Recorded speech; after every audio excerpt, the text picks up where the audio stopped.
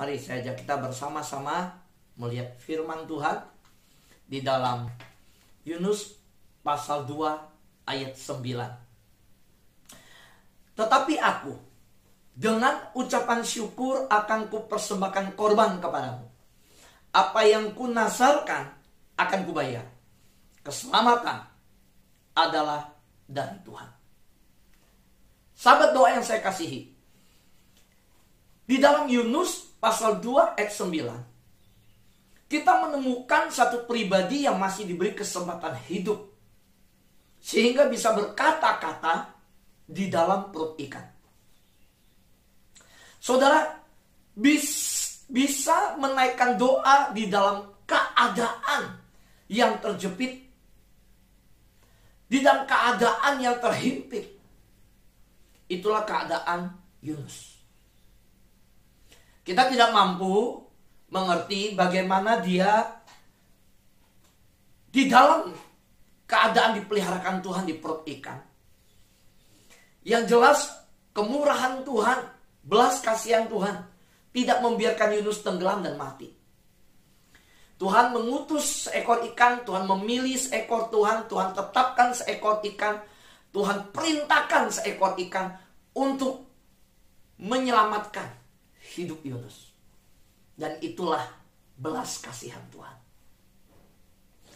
Nah, kita tahu bahwa Yunus merespon akan kebaikan Tuhan yang masih memberikan dia hidup, karena tanpa ikan yang diutus untuk menelan dia, tidak mungkin Yunus selamat. Dan apa yang kita lihat? Bahwa Yunus berterima kasih kepada Tuhan. Dan bahkan sebelum dia tahu dia akan keluar dari perut ikan atau tidak. Saudara, Yunus merespon kepada Tuhan bahwa dia akan mengucap syukur, dia mengucap syukur dan akan mempersembahkan korban kepada Tuhan. Dan apa yang dinasarkan akan dia bayar. Dengan iman, keyakinan bahwa keselamatan yang dia terima saat di perut ikan, dan nanti ketika dia dalam keselamatan yang dia terima, ketika dia bisa keluar dari perut ikan, dia saat itu hanya bisa mengucap syukur kepada Tuhan di dalam kondisi yang terjepit. Saudara, apakah Yunus sudah keluar dari perut ikan? Belum. Yunus berjanji kalau dia selamat, dia akan memberikannya. Iya. Tetapi kalau kita lihat, ini adalah sebuah ucapan syukur yang lahir dalam situasi yang begitu luar biasa.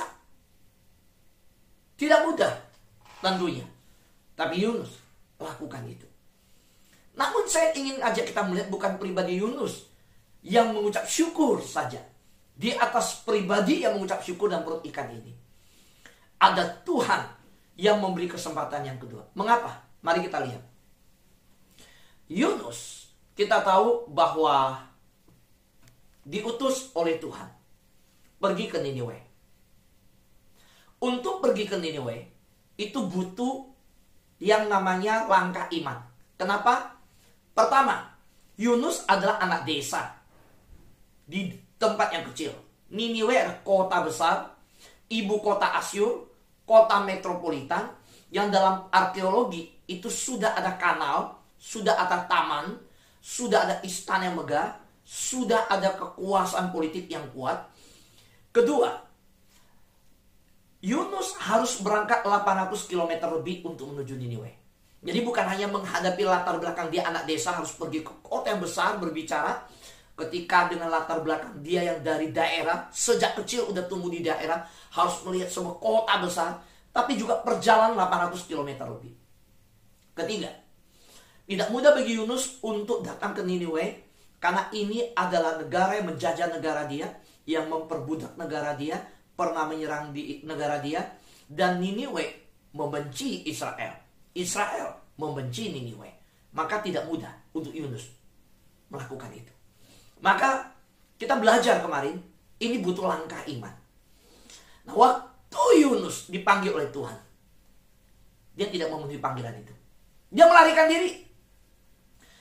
Nah saudara, Yunus tidak bersedia. Tuhan yang bersedia menyelamatkan Niniwe. Yunus tidak mau masuk dalam rencana Tuhan. Yunus menolak. Pikiran Yunus berbeda dengan pikiran Tuhan. Dan rencana Tuhan beda sekali dengan rencana Yunus. Rencana Yunus, Niniwe dihukum. Rencana Tuhan, selamatkan Niniwe. Nah, dalam keadaan kemarahan hati yang tidak mampu mengerti belas kasihan Tuhan, Yunus menganggap itu gak layak dikasihi. Niniwe tidak layak untuk diberi pengampunan. Tanpa dia sadar, dia juga tidak layak menerima pengampunan Tuhan. Karena dia melawan Tuhan. So, kalau orang Niniwe yang tak kenal Tuhan, firman Tuhan berkata, waktu Tuhan mendidik Yunus, apakah aku tidak mengasihi bangsa ini yang tidak bisa membedakan tangan kanan dan tangan kiri? So, bangsa itu tidak kenal Yehova. Bangsa itu tidak kenal Allahnya Israel. Maka Tuhan bilang, bangsa ini, bagaimana aku tidak mengasihinya? Kamu aja dengan pohon jarak yang tumbuh hanya sehari dan layu dalam sehari, kamu bisa marah. Kamu tidak menumbuhkan pohon jarak. Aku yang melahirkan bangsa ini. Dan bangsa ini yang tidak mengenal Tuhan. Apakah aku tidak mengasihi? Tuhan tidak menginginkan kematian orang fasik. Nah, Yunus ketika dengan sombongnya menghakimi orang lain, ketika menudingkan jari bahwa ini layak untuk dihancurkan, sebenarnya dia menudingkan jari ke dirinya. Pada waktu dia menganggap Niniwe layak dihukum, siapa yang layak dihukum? Dirinya lah layak dihukum. Dan Nabi Tuhan, dia utusan Tuhan, dia pelayan Tuhan, tapi dia tidak bersedia menjalankan rencana Tuhan. Siapa yang lebih harus dihukum? Sebelum Niniwe dihukum, kalaupun Niniwe harus dihukum, Yunus yang harus dihukum. So, maka inilah bisa melihat kuman di seberang, balok di depan mata gak bisa lihat. Bisa melihat kuman di seberang, gajah di depan mata gak bisa dilihat. Niniwe dilihat dosa begitu besar, sedangkan sendiri sedang berdosa sama Tuhan. Dalam keadaan sedang berdosa berontak sama Tuhan, sambil berdosa sama Tuhan, lalu menghakimi orang berdosa sama Tuhan. Wah, inilah dosa dari Farisi. Ini dosa dari ahli Taurat. Nah, Yunus bahkan di atas kapal berani bercerita kepada orang-orang di kapal. Mereka bilang, kamu kena undi. Badai ini gara-gara kamu. Kita udah buang undi. Kita udah seru sama Allah kita. Allah kita gak nolong. Badai begitu besar. Kamu yang kena undi. Ada apa? Kamu ini siapa? Dari mana kamu? Siapa Tuhanmu? Saya tahu Yunus bicara apa pasal 1. Dia begitu doktrinnya, begitu hebat dia nganggap. Dia berkata apa? Aku adalah orang yang takut akan Tuhan. Aku adalah orang Israel. Aku punya Tuhan yang ini. Aku. Saudara, maka lihat. Iman itu bukan di pengakuan. Iman itu tidak hanya di pengakuan. Iman tanpa perbuatan itu mati. Iman tanpa perbuatan itu kosong. Itu iman palsu. Maka Yunus yang di atas kapal berkata, aku takut akan Tuhan. Aku melarikan diri dari Tuhan. Aku seorang pelayan Tuhan. Dia bisa berkata begitu dalam keadaan sedang melarikan diri dari Tuhan. Nah, maka saudara, orang yang demikian, yang ketika dilempar ke laut, wajar untuk mati. Orang yang demikian, kalau ukuran manusia, yang melarikan diri dari hadapan Tuhan, layak untuk dihukum dan tidak perlu diselamatkan. Tapi apakah begitu Tuhan kita? No. Apakah begitu Tuhan yang engkau dan saya dapat? Enggak. Tuhan yang engkau dan saya miliki adalah Tuhan yang kalau mau binasakan manusia, sudah sejak dari dulu manusia punya kesempatan. Tapi dia turun dari surga ke dalam dunia. Dia mencari manusia, bukan manusia cari Tuhan. Ingat, kekristenan bukan agama. Kekristenan adalah Tuhan yang cari manusia. Bukan manusia yang cari Tuhan, lalu melahirkan agama. Manusia yang mencari Tuhan, itu agama. Tapi Tuhan yang mencari manusia, itu kekristenan. Maka kekristenan itu relasi. Kekristenan itu hubungan. Kekristenan itu persekutuan. Ya, dari manusia yang telah mati dalam dosa, bersekutu kembali ketika dosanya ampuni dengan Bapa di surga. Maka kita hanya punya kekuatan ketika kita kembali menyembah Tuhan, bersekutu, terkoneksi dengan Tuhan. Nah, Yunus layak dilempar ke laut. Tetapi orang-orang di kapal lihat, Mereka tidak berani lempar. Mereka masih berusaha mendayung sampai ke darat. Tapi dikatakan di firman Tuhan, mereka tidak sanggup. Akhirnya mereka berkata kepada Allahnya Yunus, Tuhan, jangan hukum kami, tanggungkan dosa orang ini ke kami. Kami nggak punya jalan keluar. Mereka lempar. Mereka begitu takut. Mereka tidak berani. Saudara, bayangkan, Tuhan yang mengutus pribadi yang di depan. Dan pribadi yang menolak Tuhan itu. Mereka yang melempar orang yang menolak Tuhan. Mereka bisa tetap takut akan Tuhan. Mereka baru dengar bahwa Tuhan itu yang menurunkan badai. Kau lempar aku ke ini, badai ini tenang. Mereka tidak takut untuk lempar Yunus. Karena kamu yang bikin kapal ini ombang-ambing. Waktu ombang-ambing kamu tidur nyenyak. Tapi yang mereka takut adalah waktu belum lempar, mereka minta ampun sama Tuhan. Nah, saudara lihat. Kadang-kadang orang luar lebih takut Tuhan bikin dosa dibanding orang Kristen. Orang Kristen bisa berkata, aku anak Tuhan. Aku tahu Tuhan. Tapi tidak takut berdosa sama Tuhan. Nah, waktu saudara pelajari kehidupan Yunus dan ceritanya, begitu banyak nilai-nilai keimanan, nilai-nilai pengajaran yang iman kita dibongkar oleh bagian itu. So, waktu mereka mengangkat Yunus, mereka begitu sadar bahwa Tuhan yang disembah oleh Yunus ada Tuhan yang mereka harus minta ampun dan tidak berani melakukan itu. Sampai akhirnya mereka lakukan. Tapi Yunus yang punya Tuhan, yang maha tahu, maha hadir, yang maha kuasa, justru berani melarikan diri dari Tuhan. Orang begini bisa diampuni? Ukuran manusia tidak bisa. Tapi lihat, firman Tuhan hari ini yang saya sampaikan, Tuhan suka memberi kesempatan yang kedua. Haleluya, amin. Yang katakan haleluya, amin. Boleh lambaikan tangan. Haleluya, amin. Tuhan suka memberi kesempatan kedua. Apa pentingnya Tuhan harus kirim ikan? Karena rencana Tuhan tak mungkin gagal. Manusia bisa menolak rencana Tuhan, tapi rencana Tuhan harus digenapi. Saudara, bisakah Tuhan mengirim seekor ikan yang bergigi dikunyah-kunyah dulu? Bisa. Mati Yunus. Tapi Tuhan bisa kendalikan ikan itu tidak telan. Seperti Tuhan menutup mulut singa di gua singa terhadap Daniel. Bagaimana Daniel di gua singa tidak mati, demikian ikan yang makan Yunus itu bisa Yunus tetap selamat. Itu cara Tuhan bekerja. Maka ini sudah kita lihat belas kasihan Tuhan. Bahkan 3 hari Tuhan bisa perintahkan ikan ke darat, muntahkan Yunus. Itu belas kasihan Tuhan. Maka Tuhan suka memberi kesempatan kedua. Mari kita lihat bersama-sama bagian ini. Bagaimana Tuhan yang suka memberi kesempatan kedua. Kita harus meresponi. Ya, saudara, Tuhan juga akan memberi saudara kesempatan kedua. Pertanyaannya begini. Kalau dia Tuhan yang suka memberi kesempatan yang kedua, dia sudah menunjukkan kepada Petrus. Dia beri kesempatan kedua kepada Yunus. Dia beri kesempatan kedua kepada Abraham yang telah memiliki anak dari Hagar. Munculnya Ismail. Dia tetap beri kesempatan. Dia beri kesempatan kedua kepada Yakub yang telah menipu berkat kesulungan dan bahkan dalam kehidupan tidak benar. Dia beri kesempatan kedua untuk adik-adiknya Yusuf bertobat. Saudara, kalau dia Tuhan yang memberikan kesempatan kedua, bukan hanya sejarah Alkitab mencatat, untuk engkau dan saya. Saudara, apa yang saudara akan lakukan ketika Tuhan memberi kesempatan kedua? Saudara, mungkin kita ada orang yang pernah kena COVID dan sembuh hari ini. Dan ada banyak teman kita yang sudah dimakamkan. Dan mereka meninggalkan istri, meninggalkan anak. Istri kita, anak kita masih memiliki hidup kita. Apa yang kita lakukan?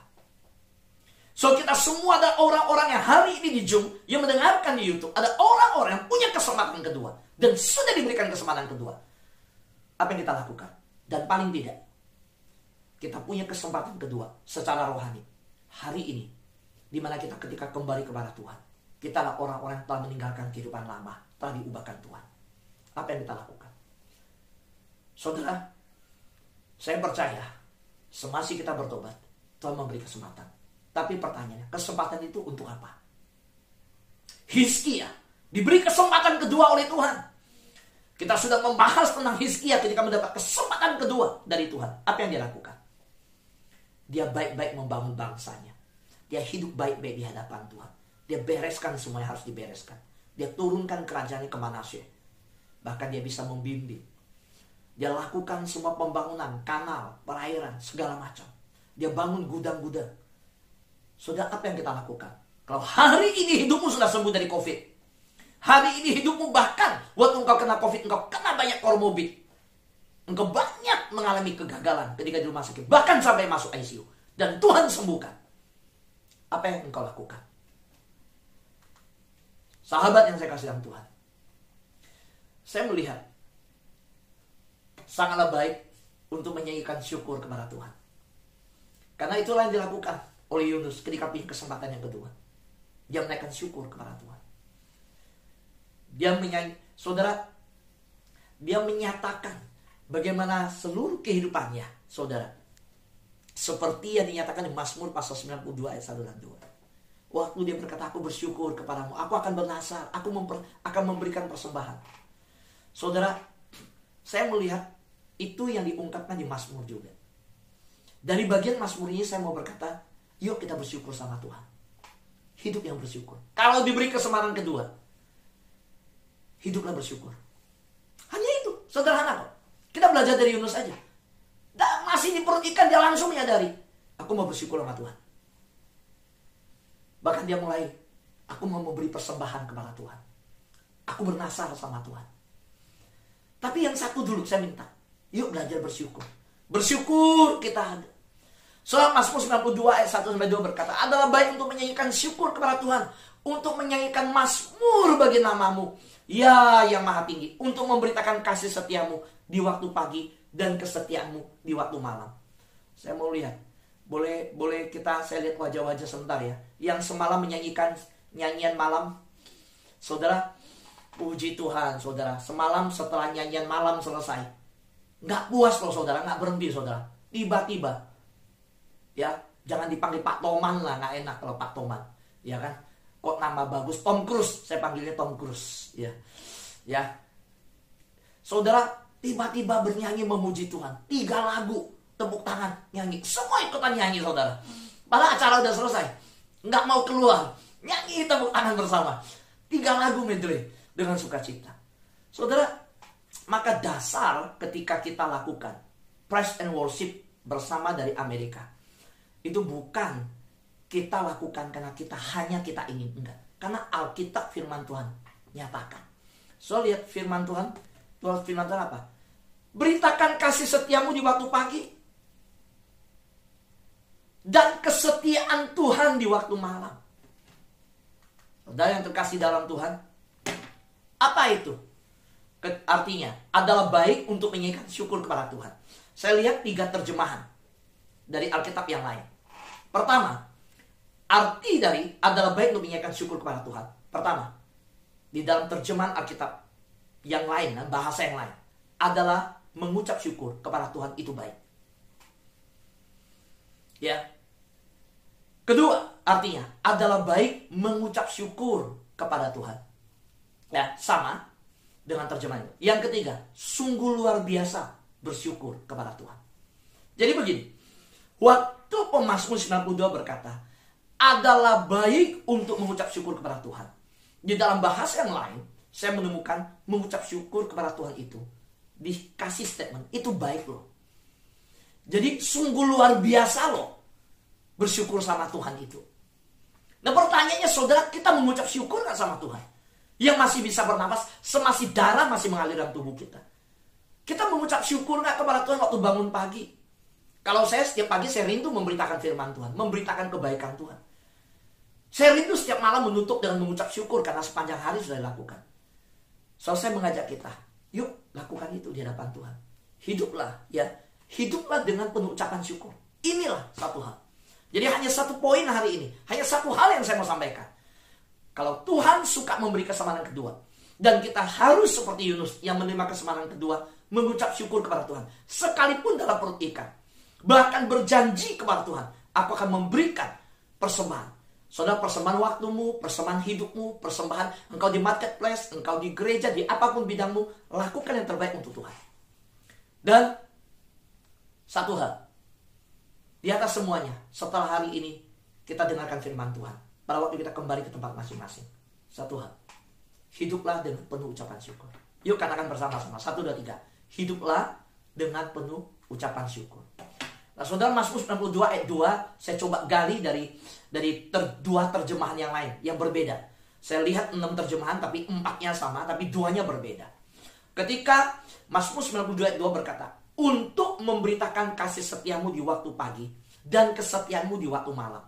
Makanya waktu malam hari saya ajak kita, yuk saudara, saya rindu setiap hari untuk kita bersama-sama masuk dalam pujian penyembahan. Tapi ada hari yang saya tidak akan melatih saudara, khususnya di hari Kamis. Karena saya tetap tertanam di gereja lokal. Maka hari Kamis saya tetap bersama-sama dalam pelayanan gereja lokal. Nah, saya melatih salah satu saudara untuk di hari Kamis jam 7 memimpin persekutuan dalam worship kepada Tuhan. Sehingga api, doa, pujian penyembahan tetap berjalan di hadapan Tuhan. Saudara, saya ingin sampaikan. Saudara, ketika Mazmur 92 ayat 2 berkata, untuk memberitakan kasih setiamu di waktu pagi dan kesetiaanmu di waktu malam. Artinya apa? Dalam bahasa terjemahan lain saya menemukan yang pertama, untuk menyatakan kasih setiamu pada pagi hari dan kesetiaan Tuhan pada malam hari. Saudara, saya berdoa kita semua rindu memberitakan kesetiaan Tuhan. Bagaimana caranya? Sekarang media sosial udah mudah.